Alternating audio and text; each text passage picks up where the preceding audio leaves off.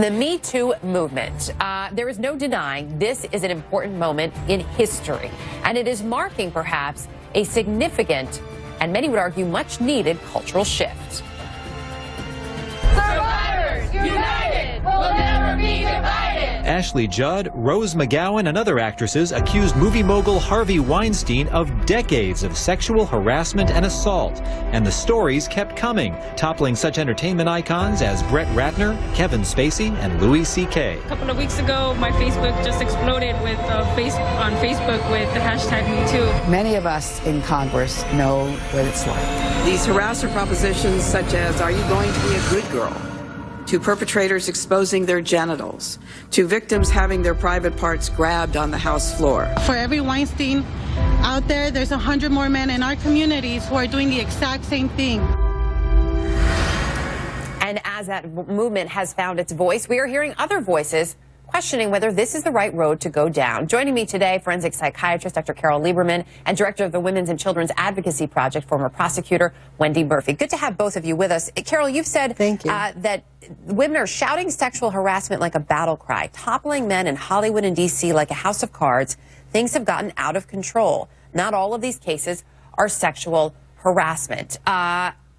Where is the concern for you? Well, you know, as an expert witness, I have testified on both sides of this case. And these cases take weeks oftentimes to be decided by a jury. And yet now, because of this battle cry, because of how the loudness of this cry and this movement, men are getting found guilty by public opinion, and then they're made to resign or they're being fired. And I think it's just, of course, it is true that sexual harassment happens. There are women who have been assaulted, raped, and so on, and they have scars, psychological scars. However, there were other reasons for why women make these claims. In civil suits, monetary reasons, of course. A lot of times it's women who were in consensual relationships, and then it didn't quite go the way they thought. They thought they were going to end up in a real relationship with this person, or the person would leave their wife, and that didn't happen. So then all of a sudden this became, in their mind, sexual harassment. So let me stop you there for just a minute, because a lot of the women who have come forward, and there have been men who've come forward too, let's not forget that. Yes, yes. They have been very clear about the fact that they are not looking for any monetary gain here.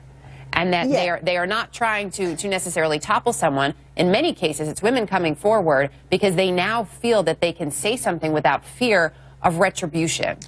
Is that a good thing or a bad thing for society, Carole? Well, it's true in some cases, but, you know, I just heard in the news this morning that there's some woman suing Harvey Weinstein and his company for $10 million. So it's not in all cases that it's just, you know, for the benefit of society. And in fact, I think it's damaging society, whether these men are guilty or not. You know, it's damaging the in the larger picture, it's damaging the relationship between men and women. Men are afraid, are becoming increasingly afraid of women, and there's no flirting anymore, there's no romance anymore. You know, dating has gone down the tubes. It's changing everything. Those are some pretty strong claims. Wendy, are men really losing out that badly here? Are they now afraid of women and don't know how to act? I just have not seen that, and I think it's laughable to describe any of the high-profile stories we've read about and heard about as dating, or, you know... No. That's not what I was saying. Come on. That's not what I was saying. I think Carole was referring to relationships, not to those. Go ahead, Wendy, I'll let you respond. But is there part of this movement? Is there part of people coming forward that risks taking away from the good many of these women and men are trying to do? Is it going too far? It's such an irrational statement that I'm not sure if I can answer it without raising my voice. But let me say it this way.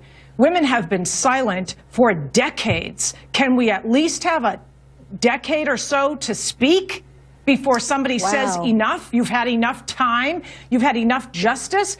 Only 2% of rapists spend one day behind bars in this country. Well over 1 million women are raped annually in this country. 500,000 college women are sexually assaulted when they should be learning.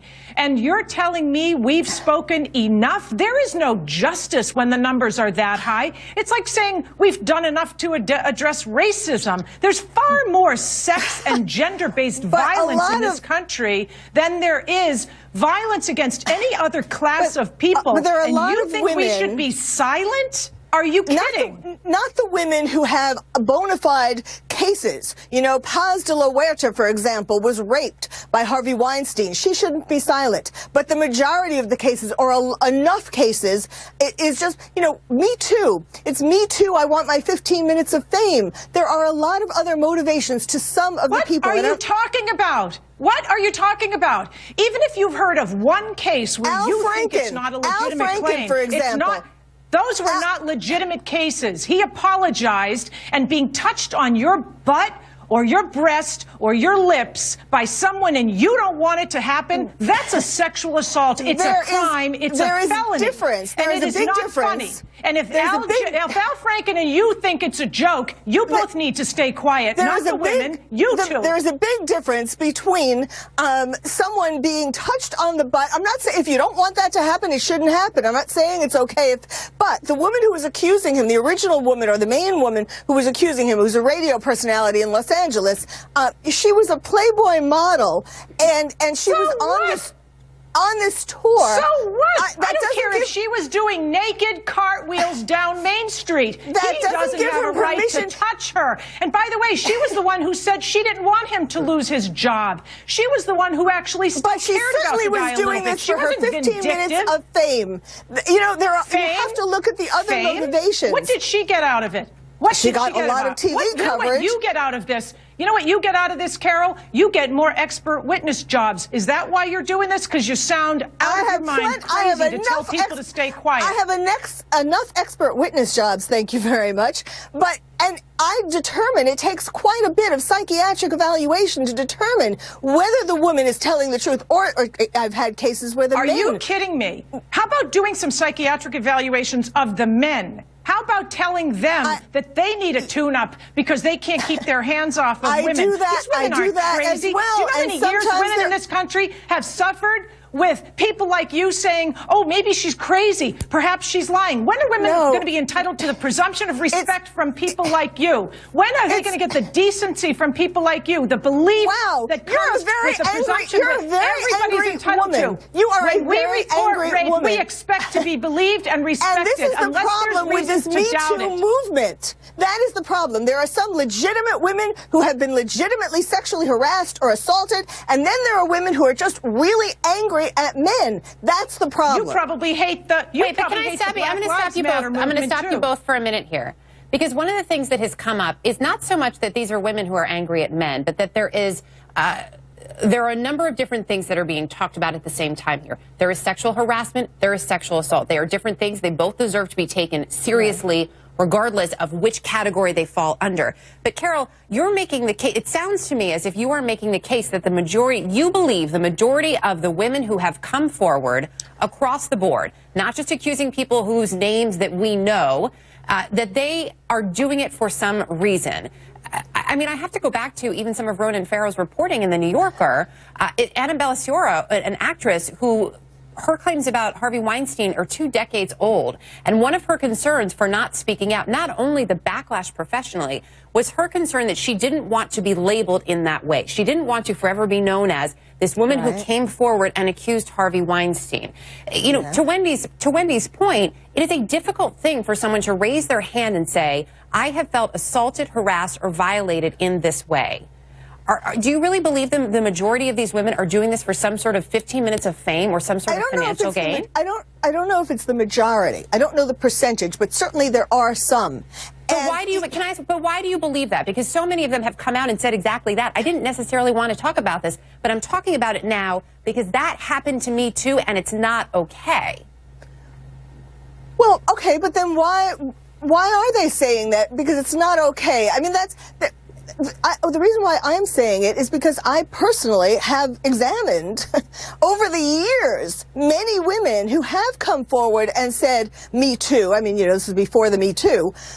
And it really wasn't Me Too. There was some other reason. So all I'm saying is that it's gotten irrational. There has to be a more rational kind of conversation about this. Not just that if somebody accuses a man, he loses his job or he resigns from Congress. What about all these cases where there were weeks?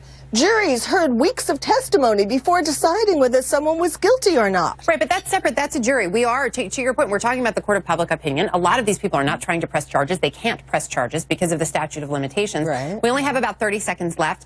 Wendy, I'm going to let you say something real quick. Carole, you say something real quick. Ladies, make it quick. Say your piece. I just think it's important. There is no reason Carole, to assume. go ahead, Wendy. There is no reason to presume that women as a class are more likely to lie when they report sexual assault than any other class of people when they report violence or harassment. It is discrimination in its ugliest and most extreme form that a person, much less a professional like Carole, would come on a program and say, we need to be more skeptical. We need to be the opposite of skeptical for a change. We're going to have to leave it there. We are out of time. I'm going to lose some satellites. Wendy Murphy, Carole Lieberman, thank you both. You bet.